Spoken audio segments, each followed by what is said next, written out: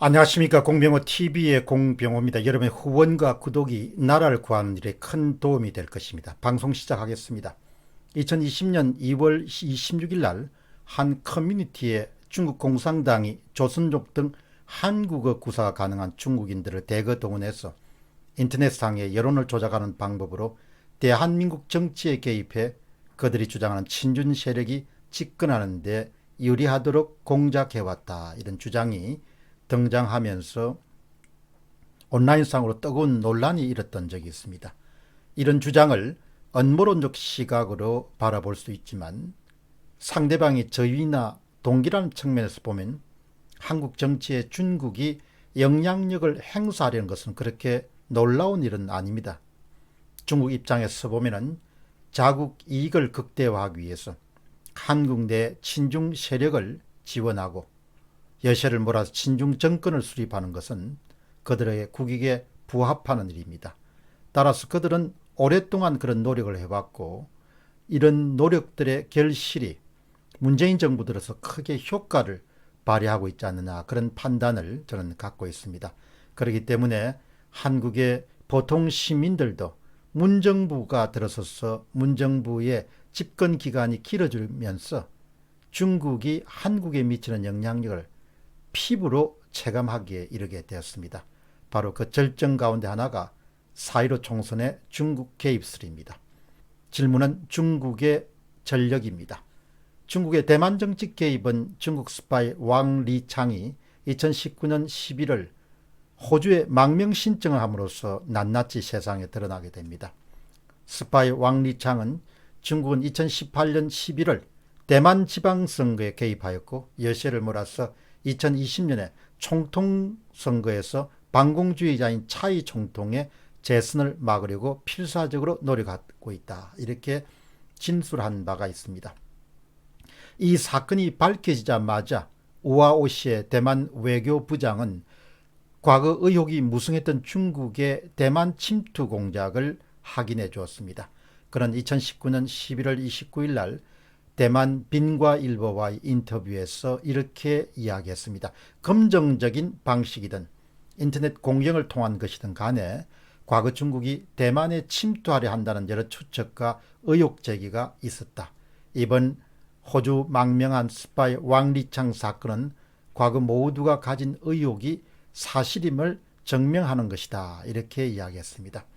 비슷한 시기인 11월 26일 날 재선 도전에 나선 차이 잉웡 대만 총통은 자신의 페이스북에서 이렇게 주장했습니다. 중국의 대만 선거 개입과 대만사의 침투는 시시각각으로 존재하는 일이다, 이렇게 강조한 바가 있습니다.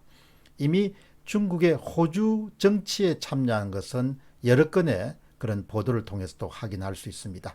하물며 대만과 호주가 그 정도면 중국이 자신의 지정학적 이익이 크게 걸려있는 한반도의 영향력을 확대하기 위해서 친중 세력을 심기 위해서 한국 정치에 개입하지 않으리라고 그렇게 예상한 것은 너무나 순진한 발상이라고 볼 수 있겠습니다. 에포크 타임즈는 2020년 3월 3일 날 중국 공산당이 외국 선거에 개입하는 수법 5가지를 소개한 적이 있습니다. 특정 정당 후보의 은밀한 자금을 지원하고 특정 정당 후보의 불리한 자료를 수집하고 현지 언론을 매수하고 비자금을 후원하고 인플루언서와 댓글 부대를 동원해서 SNS를 통해 가지고 공격하고 중국인 유학생과 중국계 현지인 및 민간단체를 이용한다, 이런 수법을 소개했습니다. 그러나 중국의 외국 선거 개입은 어제 오늘의 일은 아닙니다. 미국 국가방첩안보센터의 윌리엄 에브니나 국장은 중국이 주변 국가의 선거 개입을 한 지는 이미 몇십 년이 되었다, 이렇게 주장한 바가 있습니다. 다음 질문은 우리의 현실입니다. 4.15 총선에서 중국 개입설이 끊이질 않습니다. 그러나 실체가 밝혀지는 일은 쉽지가 않을 것으로 봅니다. 이웃한 대만조차도 호주로 망명한 스파이가 대만 정치 개입설을 실토한 이후에서야 비로소 대만에 책임 있는 사람들이 중국 개입설을 인정할 정도였습니다. 역대 정부 가운데서도 유난히 친중 행보를 보여온 것이 바로 문재인 정권입니다.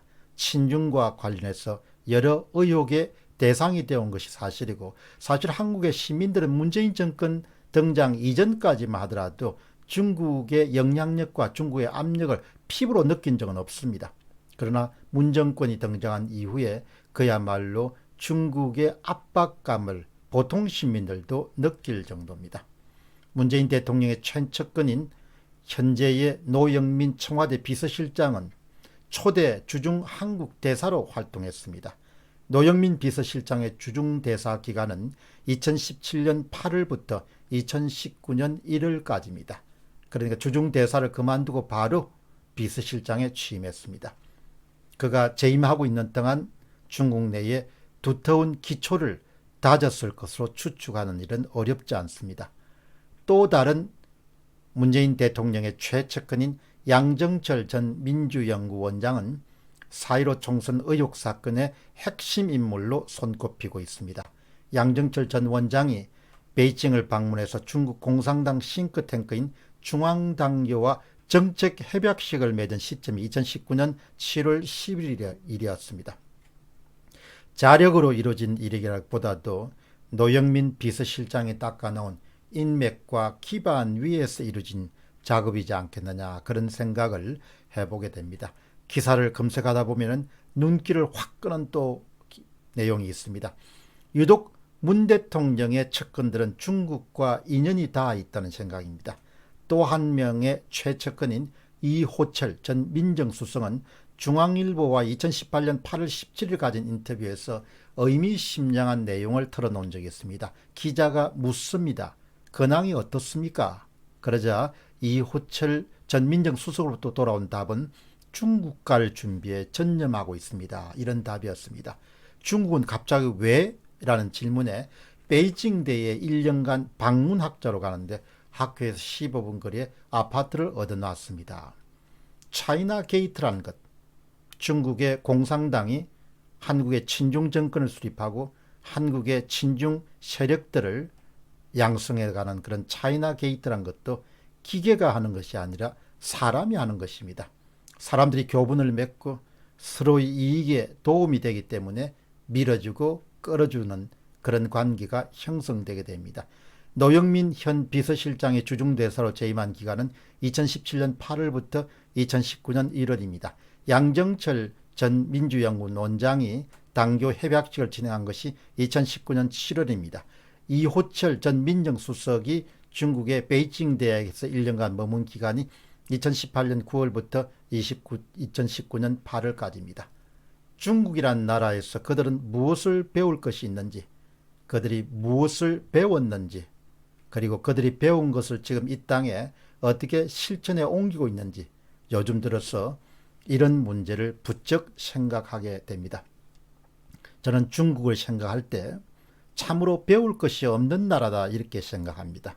그러나 문재인 대통령의 최측근들은 참으로 배울 것이 많은 나라다, 이렇게 생각하는 모양입니다. 이 간격이 아주 크다고 봅니다. 중국의 영향력은 앞으로 한반도에서 점점 더 증가할 것으로 봅니다. 많은 시민들이 깨어 있어야 되고 감시를 게을리하지 않아야 우리의 주권을 지킬 수 있고 자유 대한민국을 길이길이 유지할 수 있을 것입니다. 공병호 TV의 공병호였습니다. 감사합니다.